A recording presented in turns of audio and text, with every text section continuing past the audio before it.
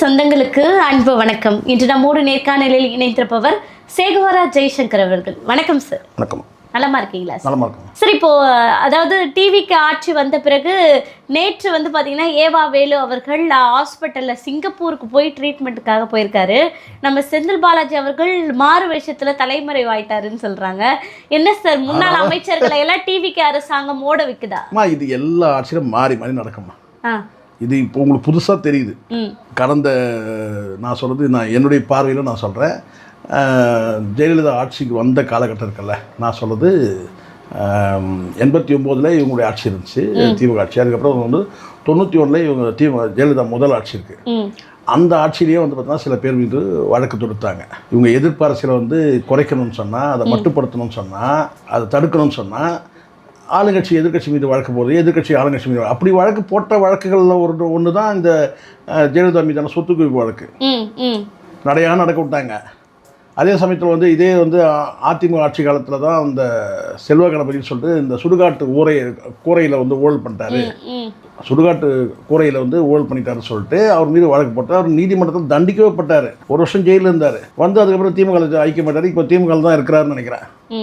அது மாதிரி கடந்த காலத்தில் இப்போ இந்த இவங்க புலவர் இந்திரகுமாரி சொல்லி அதிமுக ஆட்சி காலத்தில் வழக்கு போட்டாங்க. அந்த அம்மா மீது நீதிமன்ற தீர்ப்பு அது அப்படியே நிலுவையில் இருக்குது, உச்சநீதிமன்றத்தில் நிலுவையில் இருக்குது. சிலது ரிலீஸ் பண்ணியிருக்கிறாங்க, சுப்ரீம் கோர்ட்டில் போய் ரிலீஸ் பண்ணியிருக்கிறாங்க. சிலது பார்த்திங்கன்னா பெண்டிங்கில் இருக்குது. அது என்ன ஸ்டேட்டஸ் கூட தெரியாது. இப்போ புலவர் இந்திரகுமாரியோட அந்த வழக்கு என்ன ஸ்டேட்டஸ்னே தெரியாது. அதிமுகவில் அமைச்சராக இருந்தாங்க அந்த அம்மா, இப்போ திமுகவில் இருக்கிறாங்கன்னு நினைக்கிறேன். ஸோ பல கட்சி இப்போ ஏன் பொன்முடி மீது வழக்கு இருக்குது தெரியல, தீர்ப்பே தீர்ப்பு நிலையில் தான் இருக்குது. அது மாதிரி திமுக அதிமுக ஆட்சி காலத்தில் மாறி மாறி இப்போ புதுசாக ஒரு ஆட்சி வந்திருக்கு. அவங்க இப்போ வழக்கு போடுறாங்க. நீங்கள் என்ன சொன்னீங்க, என்ன கேட்டீங்க? தலைமுறை அதான் இப்போ செந்தில் பாலாஜி தலைமறை இருக்கு இல்லையா, அப்புறம் இன்னொருத்தர் யார் சிங்கப்பூருக்கு போயிருக்காரு. அவ்வளோதான், இவ்வளோ இருக்குல்ல. இதே நீங்கள் பார்த்தீங்கன்னா அடுத்த ஒரு 5 ஆண்டு காலத்துக்கு பிறகு, ஒரு 6 ஆண்டு காலத்துக்கு பிறகு, அப்போ திமுக ஆட்சி இருக்குன்னு வச்சுக்கோங்களேன், அப்போ இதே இந்த பேர்லாம் மாறிடும். சரி, இப்போ இவங்க கைது பண்ணுவாங்களா சார்? அதாவது நடவடிக்கை எடுக்கிற மாதிரி காட்டுறதுக்கும் கைது பண்றதுக்கும் வித்தியாசம் நான் சொல்றேன் பாருங்கம்மா. நீங்கள் கடந்த காலத்தில் சிலதெல்லாம் நடந்திருக்கு. என்ன கைது செய்து நீதிமன்றத்தில் வழக்கு போட்டுருவாங்க. நீதிமன்றத்தில் வழக்கு எல்லாம் முடியறதுக்குள்ளே பார்த்தீங்கன்னா ஒரு 10 வருஷம் ஆகிடுமா. அதுக்கப்புறம் தீர்ப்பு கொடுத்து அதுக்கு அப்பீல் அது இதுன்னு சொல்லி எல்லாம் முடிஞ்சு ஒருவேளை ஜட்ஜ்மெண்ட்டே கொடுத்தா கூட பார்த்தீங்கன்னா அவங்களுடைய வழக்கு முடிஞ்சிடும், அவ்வளோதான். ஆனால் அது வரைக்கும் அவங்க அமைச்சராக இருப்பாங்க. இப்போ செந்தில் பாலாஜி மீது வழக்கு இல்லையா, ஏன் வேலுமணி மீது வழக்கு இல்லையா, இவங்கெல்லாம் முன்னாள் அமைச்சர்கள் தானே. அதே மாதிரி பார்த்தீங்கன்னா இந்த வழக்கு இப்போ போடுற வழக்கு அது பார்த்தீங்கன்னா கைது பண்ணி சிறையில் வைக்க போகிறதில்ல. அதுக்கப்புறம் ஜாமீனில் அப்படியே ஒரு 10 நாள் போனால் பார்த்தீங்கன்னா பெயிலில் வெளியே வந்துடுவாங்க. அதுக்கப்புறம் அது வழக்கு நடக்கும். அதுக்கப்புறம் கன்விக்ஷன் ஆகிறதுக்கு அது போயிடும், அவங்க காலத்தையே ஓடிடுவாங்க. ஸோ இதெல்லாம் நடக்கும். இப்போ நான் கேட்குறேன், இதே நீங்கள் சொல்கிறீங்கல்ல, இப்போ இந்த 5 ஆண்டு காலத்துக்கு பிறகு 5 ஆண்டு காலத்துக்கு அதிகாரத்தை பயன்படுத்தின்னு கேட்டால் இப்போ ஆளுங்கட்சியாக யார் வராங்களோ அப்போ வழக்கு போடுவாங்க. அதான் மாறி மாறி நடக்கும். ஒரு நேற்று இதை உங்களுக்கு தெரியும் நினைக்கிறேன், ஃபேஸ்புக்கில் போட்ட ஒரு நபர் மீது கூட வழக்கு போட்டாங்கம்மா திமுகவில். ஃபேஸ்புக்கில் ஒரு தம்பி ஏதோ குழாயில் தண்ணி வரலன்னு சொல்லிட்டு ஏதோ போட்டோ பிடிச்சி போட்டான், அவனை தூக்கி உள்ளே போட்டாங்க, நடந்துச்சு. இப்போது முக்தார் பார்த்தீங்கன்னா எவ்வளோ பேசினார், நடக்கலை. நான் சொல்கிறது கடந்த ஆட்சியில் சொல்கிறேன், திமுக ஆட்சியில். முக்தார் பார்த்தீங்கன்னா இந்த ஆட்சியில் தூக்கி உள்ளே வச்சுருக்கு. அவர் பார்த்தீங்கன்னா அவதூறு பேசினார்னு சொல்லிட்டு அது உண்மைதான் அடிப்படையில். ஆனாலும் இது மாறி மாறி நடக்கும். இன்னைக்கு நீங்க சொல்றீங்க ஏவாவையில் வெளிநாடு தப்பி ஓடிட்டாரு. தப்பி ஓடல சார், ட்ரீட்மென்ட்க்கு போயிட்டாரு. சரி, எல்லாம் அப்படிதான், அப்படி சொல்லிக்க வேண்டியதுதான். இப்போ சொல்லலாம், பிரச்சனை இல்லைம்மா. அவங்க ஆட்சியில் வந்தாங்கன்னா சொல்ல முடியாது. ஏன் சொல்லுங்க, அப்போ வழக்கு போடுவாங்க. எப்படி தப்பி ஓடினார் சொல்லுவீங்க நீங்க? அவர் ட்ரீட்மெண்ட்டுக்கு போனாரு, இப்போ சொன்னா பிரச்சனை இல்லை. அது மாதிரி இதெல்லாம் மாறி மாறி நடக்கும். இப்போ நான் கேட்குறேன், அதுதான் நான் சொல்றேம்மா. இதெல்லாம் நீங்கள் கடந்த காலத்தில் இப்போ நீங்கள் பாருங்கள், இதே இவங்க ஆட்சி இருந்துச்சு, வழக்கு பதிவு பண்ணப்பட்டது, கைது செய்யப்பட்டார். கைது செய்யப்பட்டு சிறையில் இருக்கும்போது பார்த்தீங்கன்னா அமைச்சராக தொடர்ந்தார் 1 வருஷத்துக்கு மேலே. இப்போ பார்த்தீங்களா, வெறும் வழக்கு தான் போட்டாங்க. இது வழக்கு தான் போட்டு அதுக்குள்ளே பார்த்தீங்கன்னா ஆளக்கான தலைமுறையாக இருக்கிறாருன்றாங்க. ஸோ அது மாதிரி என்ன கேட்டால் இதே 31 கூட இப்படி நடக்கும். அடுத்த ஆட்சியில் வரும். அடுத்த 31 இப்போ இவங்க வந்துட்டாங்கன்னு வச்சுங்க, திமுக வந்துட்டாங்கன்னு வச்சுங்களேன், எப்படியோ 1-1 ஆயிடுச்சு. ஏடிஎம்கே இனிமேல் எவ்வளோ தூரம் சக்ஸஸ் ஆகுன்னு சொல்ல முடியாது. இப்போ அடுத்த ஆட்சி இவங்க ஆட்சி வந்துச்சுன்னா என்ன சொல்லுவாங்கன்னு கேட்டால் ஆதவ அர்ஜுனா தலைமறைவு, அது மாதிரி வேறு ஏதாவது ஒரு அமைச்சர் பேரை சொல்லி அந்த அமைச்சர் வந்து வெளிநாட்டுக்கு ட்ரீட்மெண்ட்டுக்கு போயிட்டாரு, ஏன் இதே ஆதவர்ஜனா கூட பார்த்தீங்கன்னா வெளிநாட்டுக்கு ட்ரீட்மெண்ட்டுக்கு போயிட்டாருன்னு கூட சொல்லுவாங்க. இல்லை, எனக்கு என்ன கேள்வி இருக்குன்னா, இப்போ இந்த மாதிரி நடக்கிறது நீங்கள் சொல்வது போல இயல்பு. இப்போ ஆளுநர் வந்து செந்தில் பாலாஜி அவர்களை இடி மூலியமாக கைது பண்ணுறதுக்கெல்லாம் வந்து அனுமதி வழங்குற அந்த கடிதத்தில் சைன் போட மாட்டாராமே, என்ன பிரச்சனையா இருக்கும்? பிரச்சனை ஒன்றும் கிடையாதுமா. இந்த அரசுக்கு ஒரு இணக்கம் சொல்கிறாங்களா, கொஞ்ச நாள் முன்னாடி சொன்னாங்கல்ல, இணக்கமான உறவு இருக்குது, நாங்கள் வந்து மத்திய அரசோட மோதல் போக்கை வந்து கையாள மாட்டோம், இணக்கமான அரசு இருக்கு. இணக்கம்னா எப்படின்னு கேட்டிங்கன்னா, அந்த பக்கம் இருங்க, இணக்கமான அரசுனா அப்போ வந்து இதுதான் நீங்கள் வந்து இப்படி புரிஞ்சுக்கணும். பி டீம்னு கூட புரிஞ்சுக்கலாம் நீங்கள். இப்போ வந்து இந்த பி டீம் இருக்கு இல்லையா, இப்போ பொதுவாக ஒரு லெட்டர்ஸ்லாம் வந்து பிளர் பண்ணிட்டேன்னு சொல்லுவாங்க பாருங்க, அது மாதிரி இப்போ பிளர் பண்ண மாதிரி இருக்குது, பளிச்சுன்னு இல்லை, பி டீம் மாதிரி இருக்குது, பி டீம் கிடையாது, பி டீம் மாதிரி. அப்போ இந்த மத்திய அரசுக்கும் மாநில அரசுக்கும் ஒரு இணக்கமான உறவுன்னு சொன்னால்,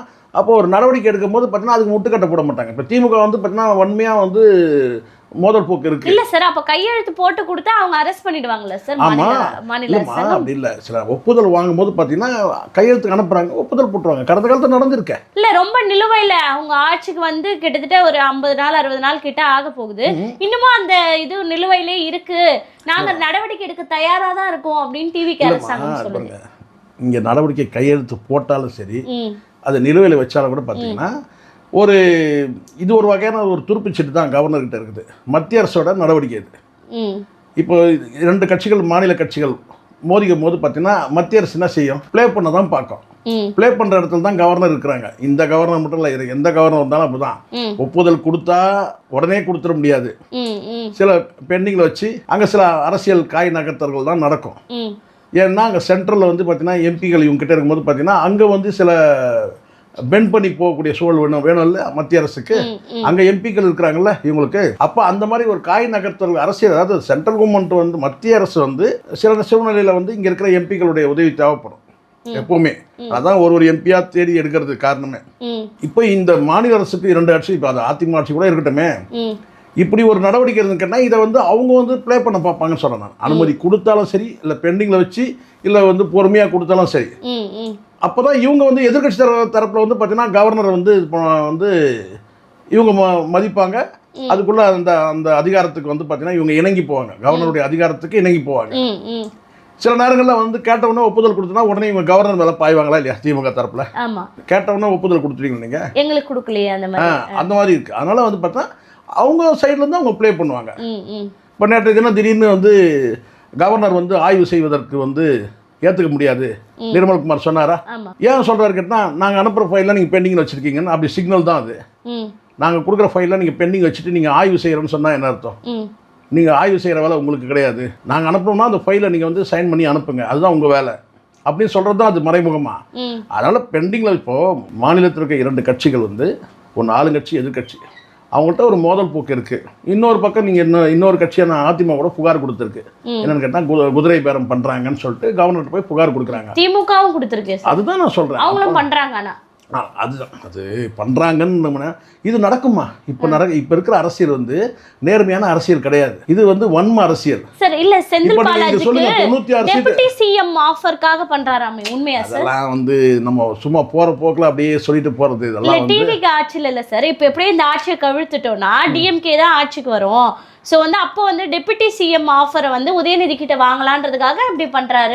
இல்லைம்மா, எனக்கு வந்து பாருங்க, இப்போ ஏற்கனவே அப்படி சொன்னால் ஏக்நாத் ஷிண்டாவை ட்ரை பண்ணாங்க பிஜேபியில். யார்? இதே செந்தில் பாலாஜி வந்து, ஏன்னா அவர் கையில் கிட்டத்தட்ட ஒரு 60 எம்எல்ஏக்கள் அவர் கையில் இருக்கிறாங்க அப்படின்னு சொன்னாங்க. மினிமம் ஒரு 45 எம்எல்ஏக்கள் கூட அவர்கிட்ட இருக்கிறாங்கன்னு சொன்னாங்க. நான் சொல்கிறது இந்த மேற்கு மாவட்டங்களில் இருக்கிற மேற்கு மண்டலத்தை சார்ந்த எம்எல்ஏக்கள். அப்போவே ஏக்நாத் ஷிண்டாவை ட்ரை பண்ணாங்கன்னு சொல்லி பிஜேபி ரொம்ப வந்து பார்த்தீங்கன்னா ஆட்சியை கவுக்கிறதுக்கு நிறைய ட்ரை பண்ணாங்க. அதுக்கெல்லாம் உடன்படலை. இப்படி ஒரு கதையை எடுத்து விடுறது தான். ஆனால் உண்மையாக நான் சொல்கிறேன்னு கேட்டிங்கன்னா, இப்போ இந்த கைது நடவடிக்கைகள்லாம் என்னென்னா, இவங்களுக்கு வந்து பார்த்தீங்கன்னா ஒரு நெருக்கடி கொடுத்தோம்னா நம்ம மேலே பாயாமல் இருப்பாங்க அப்படின்ற அந்த நோக்கம் தானே தவிர பெரிய என்ன. இப்போ நான் கேட்க, அனிதா ராதாகிருஷ்ணன் கைது பண்ணாங்க, என்ன நடந்துச்சு? முன்ஜாமீன் கேட்டாங்க, கொடுக்கல, நீதிமன்றம் மறுத்துருச்சு. அதுக்கப்புறம் பெயில் அனுப்பிட்டாங்கல்ல, பெயில் கொடுத்துட்டாங்கல்ல. ஸோ அதனால் இந்த மாதிரியான கைது நடவடிக்கைலாம் வந்து கடந்த காலத்தில் வந்து எதிர்கட்சிகளுடைய பலத்தை குறைக்கிறதுக்காக அல்லது நெருக்கடி கொடுக்கறதுக்காக பண்ணுவாங்க. அதனால் எனக்கு தெரிஞ்சிருக்கேன், இப்போ நேர்மையான அரசியலே இப்போ நடக்கலை, எந்த தரப்புலையும் நேர்மையான அரசியல் நடக்கலைன்னு நான் உறுதியாக நான் சொல்லுவோமா. இதே 2006 வந்து 96ன்னு நினைக்கிறேன் எம்எல்ஏக்கள் வச்சுக்கிட்டு மெஜாரிட்டி கவர்மெண்ட் கொடுத்தாரு. யார் மெஜாரிட்டி கவர்மெண்ட்னா மைனாரிட்டி கவர்மெண்ட் தான். ஆனால் வந்து முழுமையாக ஒரு 5 ஆண்டு காலம் வந்து அவர் ஆட்சியை நிறைவு செஞ்சார். எந்த இடத்துலையும் வந்து ஜெயலலிதா அவர்கள் வந்து இந்த மாதிரி குதிரை பேரம் பண்ணி வந்து ஒரு 10 எம்எல்ஏக்களை இழுக்கலான்ற அந்த நடவடிக்கைலாம் அவங்க போகவே இல்லை. குறுக்கு வழியில் அந்த அரசியல் அவங்க போகவே இல்லை. ஆனால் சொல்லிகிட்டே இருந்தாங்க, இந்த அரசு வந்து மைனாரிட்டி அரசு, திமுக வந்து மைனாரிட்டி அரசுன்னு சொல்லிக்கிட்டே இருந்தாங்க. ஒரு மேடையிலையும் சொல்லுவாங்க, திமுக அரசுன்னு சொல்லும் போதெல்லாம் மைனாரிட்டி திமுக அரசு, மைனாரிட்டி திமுக அரசுன்னு சொல்லிக்கிட்டே இருப்பாங்க ஜெயலலிதா. ஆனால் ஒருபோதும் வந்து பார்த்தீங்கன்னா ஒரு 4 எம்எல்ஏ இழுத்தரலாம், 5 எம்எல்ஏ இழுத்தலாம்னு சொல்லிட்டு. ஆனால் இப்போ வந்து பார்த்தீங்கன்னா அது நடக்குது. அதுக்கு அடிப்படையில் காரணம் கேட்டால் தாவேக அரசோட அந்த என்ன சொன்ன அந்த மெஜாரிட்டி ஆக்கலாம்னு சொல்லி ஒரு முயற்சி எடுக்கிறாங்க பார்த்தீங்களா, அதுதான் தவறு. உங்களுக்கு தேவையான மெஜாரிட்டி இப்போ கிடச்சிச்சு. 2 எம்எல்ஏக்கள் அங்கேருந்து கொடுத்துறாங்க. இது வரைக்கும் நீங்கள் ஸ்மூத்தாக கொண்டு போகலாம் கவர்மெண்ட்டை. அவங்க அது எப்போ வந்து அந்த ஆதரவு வந்து விலக்கிக்கிறாங்களோ அப்போ ஆட்சியை கவிழ்ந்துடும். அப்போ நீங்கள் மறுதேர்தலை கூட நீங்கள் சந்திக்கலாம். அதுதான் நேர்மையான நடவடிக்கை. உங்களுக்கு ஒரு சந்தேகம் இருக்குது, யாராவது ஒருத்தர் வந்து பார்த்தீங்கன்னா வந்து பதவி ஆதரவு விட்ரா பண்ணால் கூட நம்ம ஆட்சி கவிழ்ந்துடும்ன்ற அந்த பதட்டம் உங்களுக்கு இருக்குது. அப்போ நீங்கள் வந்து நேர்மையாக நீங்கள் வந்து இப்போ என்டி ராமராவ் அப்படி தானே பண்ணாரு. என்டி ராமராவ் வந்து ஆட்சியை திட்டமிட்ட கவிழ்த்தாங்க, மீண்டும் தேர்தல் சந்திச்சாரு, வந்து மெஜாரிட்டி விஜய் அந்த முடிவுக்கு வருவாரா இந்த மாதிரியான? இல்லை இது வந்து என்னன்னா இருக்கிற இந்த அரசை வந்து மெஜாரிட்டி ஆக்கணும்னு முயற்சி எடுக்கிறாங்கல்ல, அது பின்னடைவாகும். எனக்கு தெரிஞ்ச வரைக்கும் பின்னடைவாகும். இல்லை சார், யாருக்கு பின்னடைவு? டிவிகேக்கு பின்னடைவு தானே. இப்போ நீங்கள் நல்லா ஒன்று புரிஞ்சுங்கம்மா, இப்போ நீங்கள் வந்து விஜய் அவர்கள் மீது வந்து ஒரு க்ளீன் இமேஜ் இருக்குது. நீங்கள் இந்த ஆட்சி மீது வந்து இது வரைக்கும் ஊழல் குற்றச்சாட்டு பெருசாக எதுவும் சொல்ல முடியாது. இப்போ வழக்கறிஞர் அது வந்து இதான் இன்னைக்கு தான் வந்திருக்கு. வழக்கறிஞர் நியமனத்தில் வந்து முறைகேடு நடந்திருக்கு சொல்லி இப்போ வந்திருக்கு. அது வந்து இப்போ நீதிமன்றத்துக்கு வழக்குக்கே போயிடுச்சு. அது வந்திருக்கு ஒரு பக்கம். அதை கடந்து வந்து பார்த்தீங்கன்னா எப்போ நீங்கள் வந்து இந்த விஜயபாஸ்கர்களை நீங்கள் சேர்த்தீங்களோ அப்போவே முடிஞ்சிருச்சு.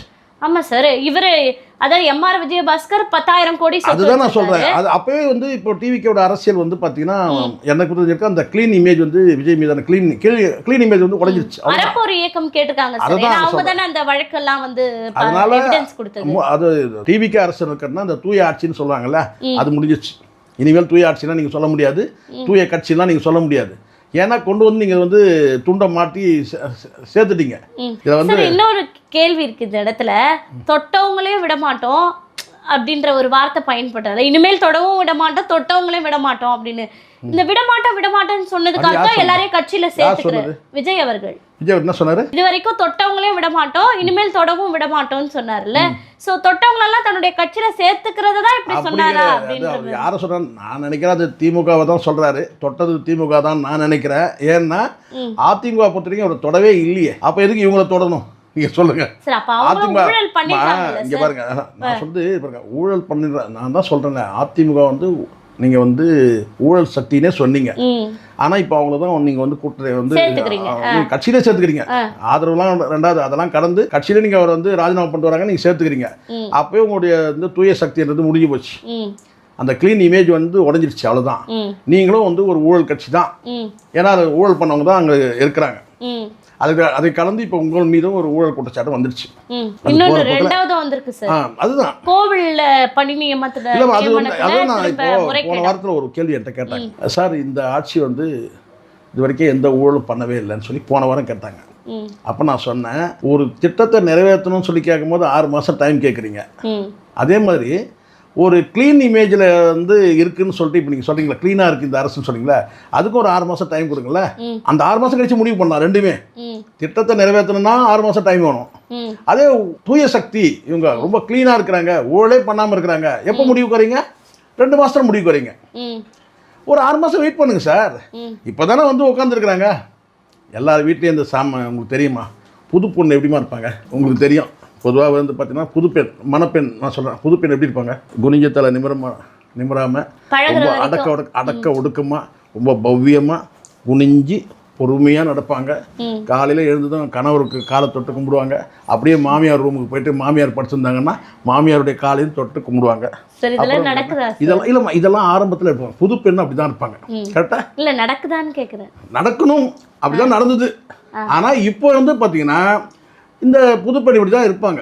ஒரு 4 நாள் போச்சுன்னு வச்சுங்களேன், ரெண்டாவது நாள் பேரை சொல்லி கூப்பிட்றாங்க மாமியார்.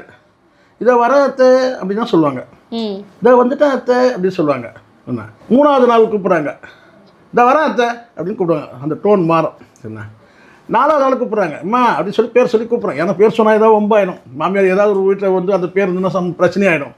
அதுக்கப்புறம் என்ன இந்த வரேன் அடுத்த நாள் கூப்பிடுவாங்க 5 நாள் கழிச்சு, என்ன இந்த வரேன் இருங்க அப்படி. அதுக்கப்புறம் 6வது 7வது உங்கள் அம்மா அந்த பக்கம் திண்ணையில் போய் எங்கன்னா படுக்க சொல்லணும். சும்மா உள்ளே உட்காரு, ஒரே தொல்லையாக இருக்குது, ஒரே இம்சையாக இருக்குது, நிம்மதி இல்லை. அவர் நினைப்பார் பரவாயில்ல அப்படின்னு சொல்லிட்டு. அந்த முதல்ல வந்து பார்த்தீங்கன்னா கணவர் காலெல்லாம் தொட்டு கும்பிடுவாங்க, அதெல்லாம் முடிச்சு அடுத்த திண்ணையில் போய் உட்காந்துட்டு மறுபடியும் குரல் கொடுக்கும்போது சொம்பு தூக்கி அடிப்பாங்க. மாமியாராவது மயிராவது தூக்கி அடிங்க. இதுதான் நடக்குது காலகாலமாக.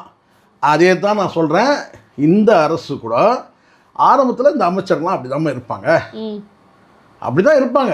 இது இந்த ஆட்சி மட்டும் கிடையாது, எந்த ஆட்சி வந்தாலும் இப்படி தான். ஆரம்பத்தில் வந்து பார்த்தீங்கன்னா அப்படியே நேர்மையாக ஆய்வு செய்தார், இங்கே ஆய்வு செய்தார், இங்கே பாஞ்சார், அதிகாரிகள் கிடுகிடுத்தனர், இது கலகலத்தனர். எனக்கு ஒரு சின்ன ஒரு ஞாபகம் வருது. இந்த தொல்லை தான் நமக்கு 89 நினைக்கிறேன்.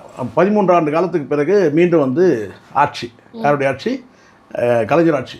எம்ஜிஆர் இறந்து ஜேஜா பிரிஞ்ச பிறகு 89 நினைக்கிறேன் கலைஞர் ஆட்சி.